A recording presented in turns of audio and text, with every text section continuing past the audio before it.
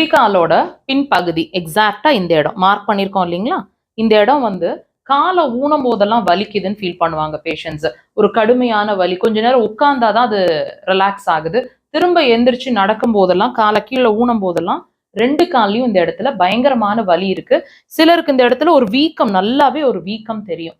இந்த வலி, இந்த வீக்கம் இருந்துச்சுன்னா வித்தின் செகண்ட்ஸ் உங்களோட வலி, அதாவது வலியை குறைக்க முடியும், வீக்கம் டைம் ஆகுங்க. பாயிண்ட் லொகேட் பண்றோம் பாருங்க. கால் பாதத்தோட நடுவுல, அதாவது நம்ம மெட்டி போடுற விரலோட நடு பகுதியில அந்த பாயிண்ட் இருக்கு.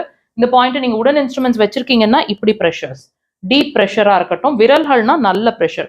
முடிஞ்ச வரைக்கும் ஒரு பெண்ணோட டிப் இருந்துச்சு, பென் வச்சிருக்கீங்க, பெண்ணோட டிப் வச்சுட்டு நீங்க நல்ல ப்ரெஷர், அதாவது நீடில் போட்டா, அக்குபஞ்சர் நீடில் போட்டா எந்த அளவுக்கு உங்களுக்கு வலி தெரியுமோ அந்த வலி மாதிரி உங்களோட ப்ரெஷர் இருக்கணும் 3 to 5 முறை.